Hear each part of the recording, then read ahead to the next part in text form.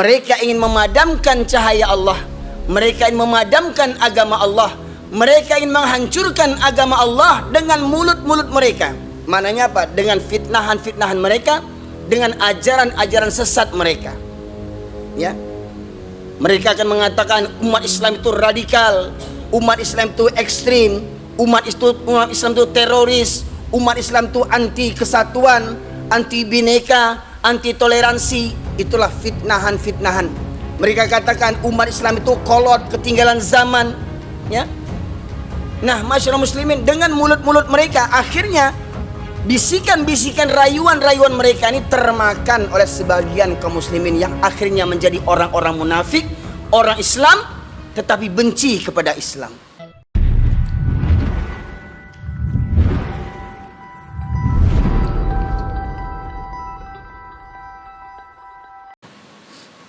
Alhamdulillah, nahmaduhu wa nasta'inuhu wa nastaghfiruh, wa na'udzu billahi min syururi anfusina wa min sayyiati a'malina. Man yahdihillahu fala mudilla lahu wa ma yudlilhu fala hadiyalah. Asyhadu an la ilaha illallah wahdahu la syarika lah, wa asyhadu anna Muhammadan abduhu wa rasuluhu alladzi la nabiyya ba'da. Allahumma salli wa sallim ala nabiyyina Muhammad wa ala alihi wa sahbihi ajma'in. Faqala Allah Ta'ala fil Qur'anil Karim, a'udzu billahi minasy syaithanir rajim. Ya ayyuhalladzina amanu taqullaha haqqa tuqatih wa la tamutunna illa wa antum muslimun. Amma ba'du, asyrul muslimin, usikum wa iyaya bitaqwallah faqad fazal muttaqun. Kama qala Allah Ta'ala, inna akramakum indallahi atqakum. Masyaallah muslimin, sidang jamaah Jumat rahimakumullah. Di kesempatan Jumat yang berkah ini, insyaallah kita akan mentadaburi ayat-ayat maupun hadis Rasulullah sallallahu alaihi wasallam berkaitan tentang penyakit umat yang menjangkiti kaum muslimin. Penyakit yang lebih parah daripada penyakit corona. Penyakit yang bukan hanya sekedar mematikan jasad, tetapi penyakit yang bisa mematikan ruh sebagai inti daripada manusia itu sendiri. Yaitu penyakit al-wahn, cinta dunia dan takut mati. Dari Thauban radhiyallahu anhu, Rasulullah sallallahu alaihi wasallam bersabda, yushikul umamu an tada'a alaikum kama tada'al akalatu ila qas'atiha. Faqala qail, wa min kilahtina nahnu yawma idzin ya Rasulullah. Qala bal antum katsir walakinnakum kagutha'is sail. Wa la yanza'anna Allah min suduri aduwikum mahabbata minkum wa la yaghzifanna Allah fi qulubikumul wahn. Wa qala qail, wa mal wahn ya Rasulullah? Hubbud dunya wa karahiyatul maut. Rawahu Abu Dawud wa Imam Ahmad. Masyaallah muslimin yang dirahmati oleh Allah, dalam hadis itu Rasulullah bersabda yang artinya, akan datang nanti suatu masa akan nyaris kalian umat Islam akan diperebutkan oleh berbagai kaum yang membenci, memusuhimu, seperti mana orang-orang lapar memperebutkan makanan. 1400 tahun yang lalu ketika Rasulullah sebagai pemimpin kaum muslimin, di mana Islam ketika itu masih dalam puncak kejayaannya, namun di antara mukjizat Rasulullah sallallahu alaihi wasallam yang Allah anugerahkan adalah beliau bisa menyampaikan kabar apa yang belum beliau diciptakan, sebelum beliau ada, bahkan setelah beliau tiada. Nah, salah satunya hadis ini yang seperti mana saya sampaikan tadi, Rasulullah memberikan gambaran, Rasulullah menyampaikan kepada para sahabat tentang kondisi umat Islam di suatu zaman nanti. Rasulullah menegaskan nyaris hampir semua golongan-golongan yang memusuhi Islam bersatu dengan berbagai macam cara untuk memperebutkan kalian seperti mana orang-orang lapar memperebutkan makanan. Maknanya dalam kalimat ini adalah musuh-musuh Islam itu semuanya berlomba berpacu untuk menghancurkan, untuk memerangi Islam dengan berbagai macam cara. Hingga akhirnya umat Islam menjadi serpihan-serpihan kecil, hingga akhirnya umat Islam terpecah belah, hingga akhirnya umat Islam tak memiliki kekuatan. Lantas ada sahabat yang bertanya, apakah ketika itu umat Islam jumlahnya sedikit wahai Rasulullah? Rasulullah menjawab, bahkan ketika itu kalian jumlahnya banyak, kalian mayoritas dalam negeri itu, tapi banyaknya kalian seperti buih di atas air. Dan Allah cabut rasa takut musuh-musuh terhadap kalian. Padahal hakikatnya masyarakat muslimin, musuh-musuh Islam itu lebih takut kepada umat Islam dibandingkan takut kepada Allah Subhanahu wa taala, karena memang tabiatnya orang kafir itu tidak beriman kepada Allah. Mereka lebih takut kepada apa yang tampak dalam pandangan mata mereka. Maknanya mereka lebih takut kepada kaum muslimin, hamba Allah, makhluk Allah, dibandingkan kepada sang pencipta, kepada Allah Subhanahu wa taala. Itulah kadar keyakinan orang-orang kafir yang lebih takut kepada manusia dibandingkan kepada Allah Subhanahu wa taala. Rasul menegaskan tadi, Allah cabut rasa takut musuh-musuh terhadap kalian. Maknanya bukan karena orang kafir itu hebat. Amerika hebat, Israel hebat, Cina komunis hebat. Ya, bukan karena mereka hebat, tetapi Allah cabut rasa takut kepada kita ini dari musuh-musuh kita. Nah, kemudian Rasulullah menegaskan, sembari tadi Allah cabut rasa takut musuh-musuh terhadap kita, hingga akhirnya kita umat Islam tidak dihargai, tidak dihormati, bahkan tidak ditakuti, bahkan dihinakan. Dan Rasulullah menegaskan dalam hadis berikutnya, dan Allah hunjamkan ke dalam dada, ke dalam hati kalian umat Islam penyakit al-wahan. Ada yang bertanya, ya Rasulullah, apakah penyakit al-wahan itu? Cinta dunia dan takut mati. Masyarakat muslimin sidang jamaah Jumat rahimakumullah. Kenapa orang kafir berupaya untuk menghancurkan umat Islam?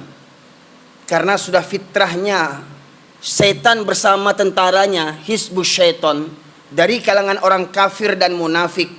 Mereka itu benci kepada umat Islam hanya karena kecemburuan, karena kedengkian.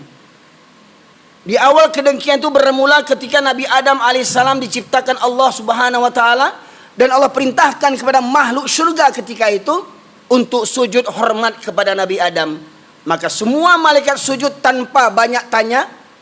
Tetapi iblis ingkar karena dia merasa dirinya lebih mulia dibandingkan iblis. Dan kedengkian ini iblis tanamkan kepada anak cucu Adam yang lemah iman mereka.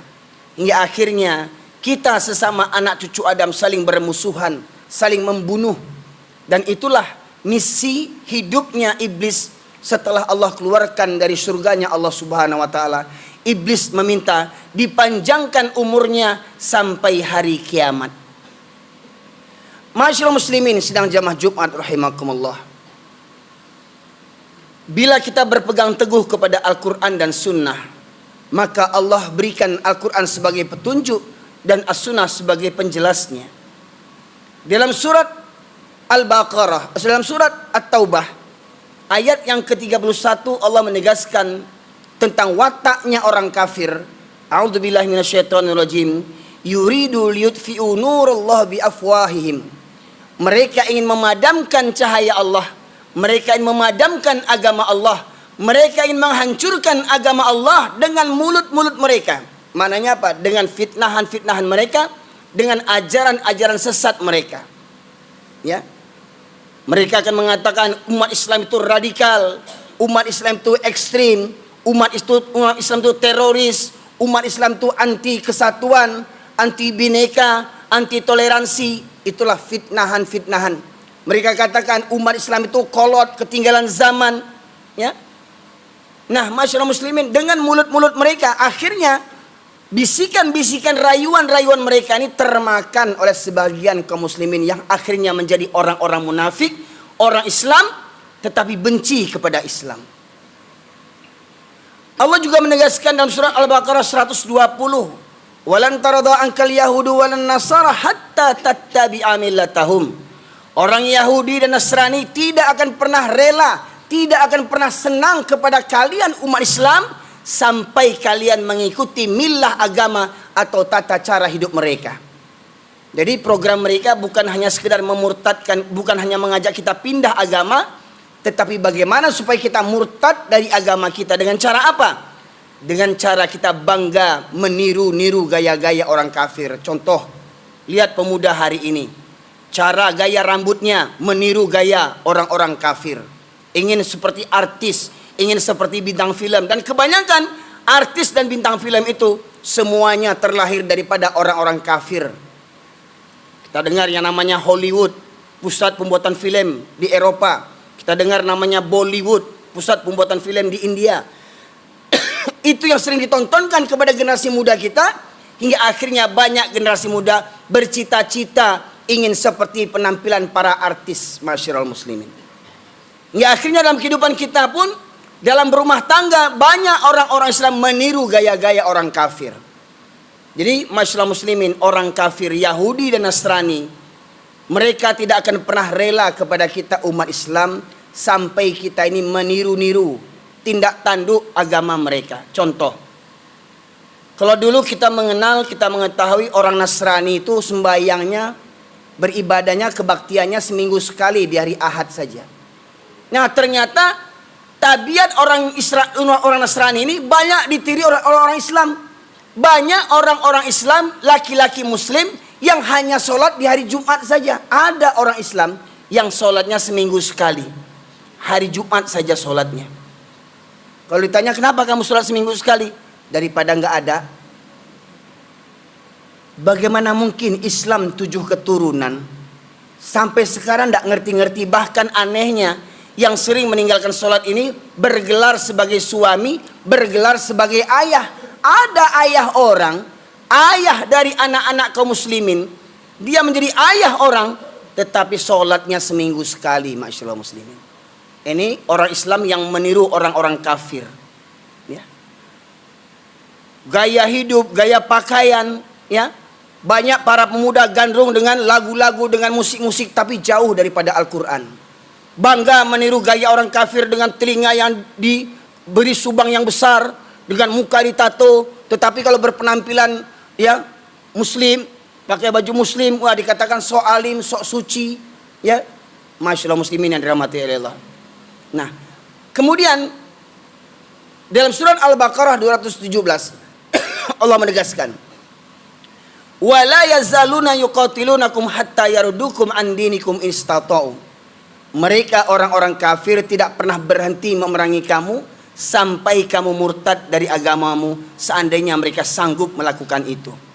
Jadi masyaallah muslimin, 3 ayat ini sebagai hujah bagi kita bahwasanya orang kafir Yahudi dan Nasrani dan orang munafik itu tidak akan bisa berdampingan dengan kita. Karena apa? Bukan kita yang jahat, tetapi dalam isu mereka menyebut kita umat Islam yang jahat, umat Islam yang anti toleransi, umat Islam yang ekstremis, radikal dan segala macamnya. Ya, padahal pada hakikatnya mereka lah biang kehancuran, biang kerusakan.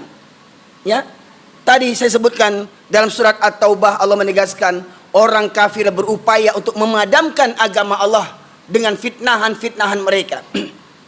Al-Baqarah 120 Allah menegaskan orang kafir Yahudi Nasrani tidak akan pernah rela melihat kita umat Islam sampai kita mengikuti agama ataupun gaya hidup mereka. Dan Al-Baqarah 217 Allah menegaskan mereka orang kafir tidak pernah berhenti memerangi kita sampai kita murtad dari agama kita. Lihat hari ini masyaallah muslimin, peristiwa di Palestina. Puluhan tahun sudah saudara kita dibantai di Palestina, berkali-kali, berulang kali. Kenapa orang Yahudi Israel tidak takut menghentikan peperangan itu, menghentikan pembantaian itu? Karena mereka tahu negara-negara Islam yang di sekeliling Palestina itu, raja-raja Islam hanya beraninya kutuk mengutuk, tapi tak berani dengan tindakan. Lihat, tentara Israel, rakyat Israel, ya bangsa Israel membantai saudara kita di Palestina, padahal orang Israel orang yang menumpang di Palestina. Mereka rampas rumah-rumah orang Palestina, mereka rampas tanah-tanah orang Palestina, mereka usir orang Palestina dari rumahnya, dan mereka ambil rumah orang-orang Palestina. Mirisnya dunia semuanya diam membisu, hanya bisa berdrama kutuk mengutuk, kutuk mengutuk. Lihat, Israel sang penjajah dibantu oleh Amerika, Jerman, Prancis, dan negara-negara kafir yang lainnya membantu para penjajah. Pertanyaannya, negara Islam mana yang mengirimkan tentaranya untuk membantu saudara-saudara kita di Palestina? Lihat, konon katanya PBB, pemelihara kedamaian dunia. Ketika terjadi krisis di negara-negara lain, PBB mengirimkan pasukan tentara nasionalnya, tentara pasukan keamanan PBB. Ya, tetapi ketika di Palestina, coba lihat, pernahkah PBB mengutus pasukan keamanan PBB untuk melindungi, untuk mengawal, untuk mencegah peperangan di Palestina? Sama sekali tidak, masyaallah muslimin. Nah, masyaallah muslimin yang dirahmati oleh Allah. Kemudian peristiwa ini terjadi seperti mana kata Rasulullah, itu terjadi ketika kalian jumlahnya mayoritas, jumlah kalian banyak tapi tak punya kualitas. Di negeri itu presidennya Islam, perdana menterinya Islam, rajanya Islam, wakil-wakilnya Islam, menteri-menterinya, pejabat-pejabatnya, aparat-aparatnya, rakyatnya Islam, tetapi mereka diatur oleh segelintir orang-orang kafir. Kekayaan negara itu dimiliki oleh segelintir orang-orang kafir di negeri itu, masyaallah muslimin. Dan mirisnya, warga penduduk yang beragama Islam mayoritas tak berani berbuat apa-apa kecuali menjadi kacung dan budaknya para orang-orang kafir. Kemudian dalam hadis berikutnya Rasul menegaskan, Allah cabut rasa takut musuh-musuh terhadap kalian. Maka ini terungkap dari perkataan seorang tokoh Yahudi bernama Goldamir. Dia mengatakan, kita tidak perlu takut kepada umat Islam selagi masjidnya umat Islam di waktu subuh tidak seramai seperti waktu sholat Jumat. Contoh, lihat masjid kita hari ini. Masjid kita hari ini, lihat, hari Jumat penuh sampai ke belakang, sampai anak-anak keluar. Pertanyaannya, bagaimana di waktu subuh? Bagaimana di waktu subuh? Apakah seperti begini jamaahnya? Pertanyaannya, mohon maaf, apakah di komplek ini sudah ada gereja? Sudah ada banyak orang Nasrani? Nah, pertanyaannya, ketika subuh kaum muslimin tak hadir kemari, kemana perginya kaum muslimin itu? Maka benar kata Rasulullah, dua solat yang berat bagi orang munafik adalah solat Isya dan solat subuh berjamaah. Jadi orang Islam yang sering meninggalkan solat Isya dan subuh berjamaah, maka pada hakikatnya kata Rasulullah, mereka itu orang-orang munafik, musuh Islam dari dalam, menggunting dalam lipatan, menjadi duri dalam daging, melemahkan kekuatan umat Islam. Kenapa orang Yahudi mengukur kekuatan umat Islam dari jamaah masjidnya? Karena mereka tahu kalau dalam sebuah negeri, dalam sebuah kampung, dalam sebuah masjid, ya, jamaahnya lengang, berarti jamaah itu, warga itu, rakyat itu lebih banyak orang-orang munafiknya. Siapa mereka? Orang yang cinta dunia dan takut mati. Oh, kalau untuk mencari dunia, ya, tengah malam, ya, hari ini, siang jadi malam untuk cari duit, siang jadi malam, malam jadi siang. Gunung kan didaki, lautan diseberangi, tapi miris surau terlewati. Sidang jamaah Jumat rahimakumullah, begitulah gambar umat Islam hari ini. 8 perkara yang bisa menjadi Tuhan bagi manusia. Apabila itu terjadi, maka kelak negeri itu akan hancur agama Islamnya. Dalam surat At-Taubah ayat yang kedua, ayat ke-41, ya, At-Taubah 24, Allah menegaskan, Qul in kana aba'ukum wa abna'ukum wa ikhwanukum wa azwajukum wa ashiratukum wa amwalun iktaraftumuha wa tijaratan takhshawna kasadaha wa masakin tardawnaha. Ada 8 perkara. Apabila bapak-bapakmu, saudara-saudaramu, anak-anakmu, istri-istri atau suamimu, sanak familimu, harta kekayaan yang kamu cari, perniagaan, pekerjaan sawah ladang yang kamu khawatirkan kerugiannya, dan rumah tempat tinggal yang kamu cintai, ahabba ilaikum minallah wa rasulih wa jihadin fisabilih, apabila semua itu lebih engkau cintai daripada Allah dan Rasulnya serta berjihad di jalannya, maka tunggulah sampai Allah mendatangkan keputusan dan azabnya, dan Allah tidak memberi petunjuk kepada orang-orang yang fasik. Ingat, 8 perkara tadi bisa menjadi Tuhan selain daripada Allah. 8 perkara tadi. Kapan dia bisa menjadi Tuhan selain daripada Allah? Yang pertama tadi orang tua. Yang kedua anak. Yang ketiga saudara kakak beradik. Yang keempat istri ataupun suami. Yang kelima sanak famili keluarga kita. Yang keenam harta kekayaan yang kita buru, yang kita cari, yang kita bangga-banggakan, yang kita pamer-pamerkan. Yang ketujuh perniagaan, pekerjaan, bisnis kita, sawah ladang kita. Yang kedelapan rumah tempat tinggal kita. Kapan ini bisa menjadi Tuhan selain daripada Allah? Ahabba ilaikum, apabila lebih engkau cintai daripada Allah dan Rasulnya serta berjihad di jalannya, maka tunggulah sampai Allah mendatangkan azabnya. Masyaallah muslimin yang dirahmati Allah, pertanyaannya, apa yang menyebabkan seorang laki-laki muslim malas datang ke masjid? Apa yang menyebabkan itu? Tak lain dan tak bukan 8 perkara ini penyebabnya. Ada orang muslim yang rajin sholat tapi lebih senang sholat di rumahnya. Maka benarlah kata Rasulullah, 2 sholat yang berat bagi orang munafik adalah sholat isya dan subuh berjamaah. Maka barang siapa yang sering tidak mendatangi subuh berjamaah, isya berjamaah, maka kata Rasulullah, merekalah orang-orang munafik. Maka mari tanya pada diri kita, benarkah kita seorang muslim kalau sholat kita berjanji asyhadu an la ilaha illallah wa asyhadu anna muhammadar rasulullah? Kalau berzikir kita berkali-kali la ilaha illallah, la ilaha illallah. Dalam solat kita membaca inna solati wa nusuki wa mahyaya wa mamati lillahi rabbil alamin. Solatku, ibadahku, hidup dan matiku hanya untuk Allah. Benarkah itu adanya? Maka tanyalah pada diri kita sendiri sebelum kematian menjemput kita. Fa'tabiru ya ulil albab la'allakum turhamun.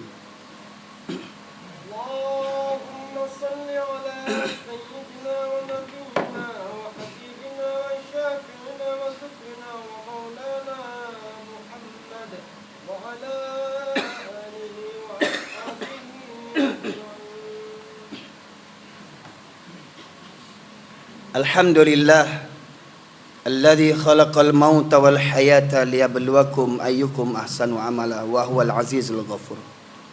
Asyhadu an la ilaha illallah wahdahu la syarika lah wa asyhadu anna Muhammadan abduhu wa rasuluhu alladzi la nabiyya ba'da. Allahumma shalli wa sallim ala nabiyyina Muhammad wa ala alihi wa sahbihi ajma'in. Qala Allah ta'ala fil Qur'anil Karim, a'udzu billahi minasy syaithanir rajim. Ya ayyuhalladzina amanu taqullaha wa qulu qawlan sadida yuslih lakum a'malakum wa yaghfir lakum dhunubakum wa man yuti'illaha wa rasulahu faqad faza fawzan azima. Masyaallah muslimin sidang jamaah Jumat rahimakumullah. Dalam khutbah yang kedua ini kita ambil kesimpulan daripada uraian khutbah yang pertama. Yang pertama adalah kita harus memahami orang kafir tidak pernah berhenti memerangi kita. Mohon maaf, jangan kita merasa merdeka. Oh, kita merdeka dari penjajahan Belanda. Ternyata setelah Belanda angkat kaki dari negeri kita ini, ternyata ada orang Belanda yang kulitnya sama dengan kita, yang hidungnya sama dengan kita peseknya, yang tingginya sama dengan kita, yang bahasanya sama dengan kita, yang hidup bersama-sama kita. Mental mereka lebih sadis daripada mental penjajah Belanda. Masyaallah muslimin, lihat, ketika 17 Agustus kita merayakan kemerdekaan, bagaimana kita mensyukurinya? Cukupkah dengan panjat pinang? Dengan hura-hura, dengan joget-joget, dengan musik-musik, kemudian meninggalkan sholat? Masihkah kita mengaku orang yang merdeka? Alangkah gobloknya kita. Orang yang merdeka adalah orang yang terbebas daripada penghambaan kepada makhluknya. Orang yang merdeka adalah orang yang tidak pernah takut kepada manusia. Takutnya hanya kepada Allah Subhanahu wa ta'ala.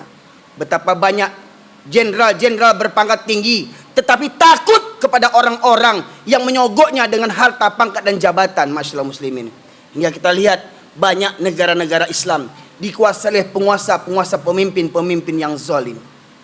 Yang kedua, masyaallah muslimin, kita harus pahami orang kafir tidak pernah berhenti memerangi kita sampai kita murtad dari agama kita. Lihat, ketika kita tidur, lihat para pemuda kita tak tidur-tidur sampai subuh. Apa yang terjadi? Mereka sibuk dengan handphone mereka. Anaknya sibuk dengan handphonenya, ayahnya sibuk dengan main chipnya, ibunya sibuk dengan Facebooknya. Masyaallah muslimin, senjata handphone ampuh untuk menghancurkan kita Islam sebelum kita diperangi dengan senjata. Yang ketiga, masyaallah muslimin, kekuatan umat Islam diukur daripada jamaah subuhnya. Apabila banyak jamaah subuhnya, berarti kuat jamaahnya, kuat Islamnya. Tetapi apabila lengang jamaah subuhnya, berarti di negeri itu, di kampung itu, banyak orang-orang munafiknya, orang yang KTP-nya Islam tapi benci kepada Islam. Yang keempat, semua itu terjadi karena apa? Karena banyak orang Islam hari ini lebih cinta dunia dan takut mati. Oh, kalau saya tidak kerjakan perintah atasan, padahal perintah atasan itu zalim, ya, menzolimi orang lain. Tapi apa? Takut kena pecat, takut kena mutasi. Nanti kalau saya kena pecat, nanti anak istri saya makan apa? Motor ini bagaimana kreditnya? Rumah saya bagaimana? Akhirnya apa? Mereka melaksanakan perintah atasan walau perintah itu bertentangan dengan kehendak Allah dan Rasulnya. Inilah mental umat Islam hari ini. Semoga ini menjadi pertimbangan bagi kita untuk ke depan kita lebih memperhatikan kualitas iman kita. Masihkah kita disebut orang-orang yang beriman, atau tanpa sadar kita menjadi munafik sampai akhir hayat kita. Semoga kiranya Allah ampunkan dosa kita dan kita dijauhkan oleh Allah daripada sifat-sifat kemunafikan. Innallaha malaikatahu yusholluna 'alan nabi ya ayyuhalladzina amanu shallu wa sallimu taslima.